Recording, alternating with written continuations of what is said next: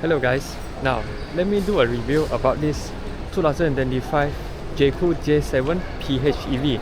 Now in my previous video I already test driven this car, but I haven't actually make a walk around video for it. Now let's do it now. Before I start, I also have made a walk around video for the petrol variant. This one is the all-wheel drive.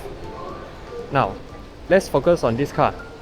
Technical specification, this is run on a 1.5 liter turbo PHEV system.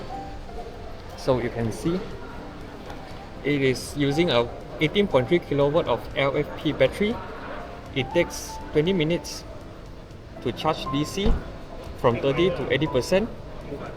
0 to 100 AC 6.6 takes 3 hours 20 minutes, whereas 3.3 kW takes 8 hours. And this car is only available in solely a front-wheel drive variant, whereas the petrol right there's an all-wheel drive. Now exterior styling, you can see for the J7 PHEV, it is very identical to the petrol variant. For the front, you can see there's a very signature Jaecoo front grille and a very nice Jaecoo name proudly presented.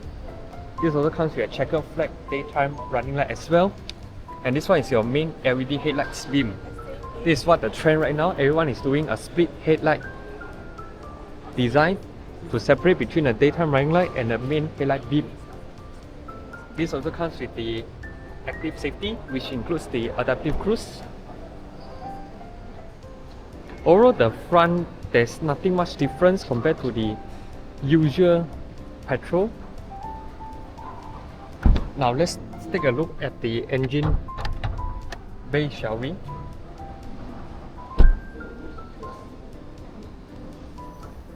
Now you pull 2 times. This is the engine bay of the PHEV.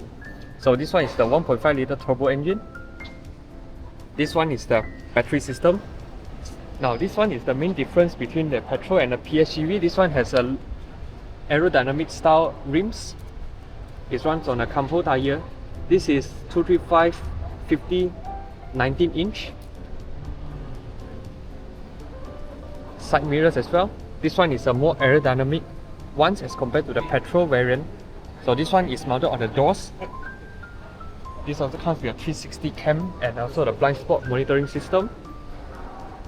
And this line are also signature in the PHEV. There's also some checker flag kind of designs. Pop-up door handle. Gloss black B-pillar. Basically the entire car in this price range, it is actually very well equipped. And here's the rear. I think you have seen enough of this on the road because of the petrol variant. This PHEV, you get the PHEV name, and the J7 you can see in the petrol, this one is finished in a red color, but in the PHEV this one is finished in a blue accents. And right here you do not get any exhaust aesthetic display or whatnot. This is just a very simple diffuser design with some silver lining, which actually touch up the entire exterior. The tail lights are also finished in LED together with some checker flag, double access signal indicators. This is actually your fuel cap. And the actual charging port is actually right here, very big, and it supports AC and DC. This one claim range, you can go up to 1000 above kilometers. In this package, and it's a SUV in the end of the day, I think it's a very good proposition. Now let's go inside the interior. So now here's the seat. It gets full leather seats and some electronic adjustment as well with lumbar supports. And you get organ type pedals. And right here you get some small compartment, and these are your headlight controls. All are finished in button. This is to pop open the fuel cap. This is to pop open the power boot. Now here's the interior of the J7 PHEV. Actually it is identical to your usual petrol. Now let's close the door to reduce some noise. So this part you can clearly see is a big difference over the petrol, because the petrol variant there's some very off-roady kind of design elements coming to the door panel, but in a PHEV it is more subtle, and the door handle has a very slow, very elegant animation, which makes it very high quality. And even the door closing sound expected from modern Chinese vehicle, it is very solid. So here you get ambient lighting across the dashboard. Very subtle one, not overly done. Here you get a very nice speaker grill. Here is your aircon vents. You can shut it and it's very big. So you can expect there's enough volume of air generates instead of those hidden type. So it comes with a head-up display as well and some speaker grill because this comes with a Sony premium sound system. And the window controls are also very simple. Something I brought on EMA 7. Very nice to the click. Here's the steering wheel. You get a digital meter cluster. This is the driver attention sensor. Here's the gear stop. This is one of the big difference as well because in the Petrol, there's a physical gear lever right here. But in this PHEV, it runs on a dedicated hybrid transmission, so it doesn't like the Petrol variant comes with a dual clutch. Your signal and your wiper is on the left together with automatic functions. And here you can see the buttons right here are actually light up, but they are actually physical buttons instead of touch sensitive, which I appreciate, so you won't click any buttons when you are driving. I very like the steering leather quality as well as the holding of it. It comes with a flat bottom as well, and this Jaecoo reminds me of the Land Rover Defender which I reviewed not long ago. Steering wheel, you get tilt and telescopic. And here is a very usual J7's dashboard design. You get a very big touchscreen which you've done everything via touchscreen, including your climate control. This one you get a wireless charging together with your vents.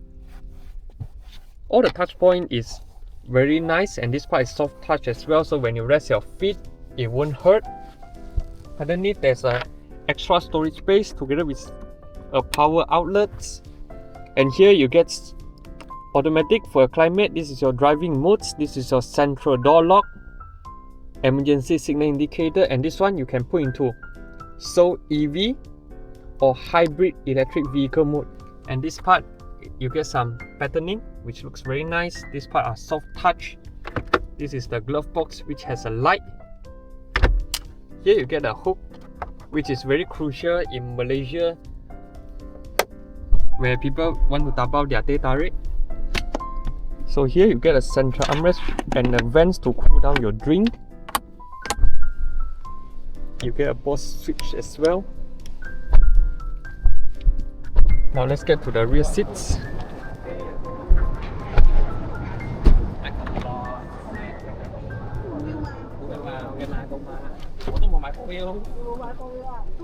So seated at the back is a very standard C segment kind of spacing. You get seats pocket as well for both sides, which is very nice. And you close it. Very solid, and you get ambient lighting and some soft touch materials, window controls, and you get a panoramic sunroof. So right here you get a central armrest, and the seat back can adjust two angles. This one is a more upright one, this one is the more slanted one.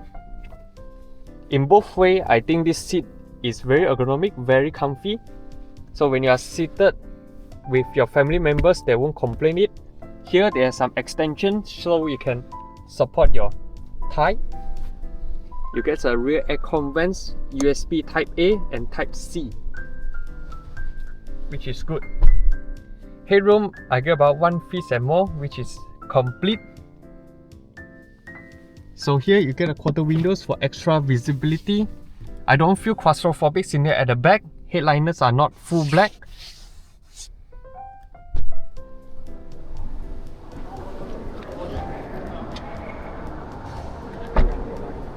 There's a power boot as well.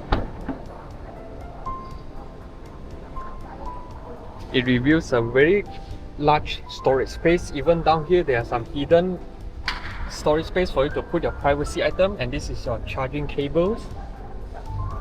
Here you get a tonneau cover. There's a guided wheels, so you can very easy to lock this tonneau cover. And when you look down, this is actually a projector screen, so you can mount the tonneau cover this way and just grab it and hold it somewhere here. So you can double as your projector screen. This is a clever design, I would say. You can also fold down the rear seats for extra storage.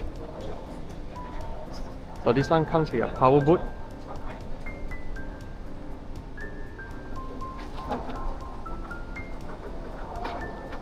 So yeah, this is basically the J7 PHEV review.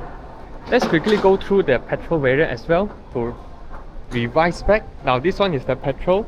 You can see the exterior styling is largely the similar. The only difference is at the rim design, and there's a red calipers, and the side mirrors is much more chunkier than a PHEV. Now there's also no checker flag designs. So here's the interior. So you get a physical gear knob, which is very chunky as well, and this grip handle and this handle. This one is more flamboyant compared to the PHEV, but make no mistake, it is very solid. As you can see, there's a Jaecoo puddle light as well, which is projected using a side mirror light.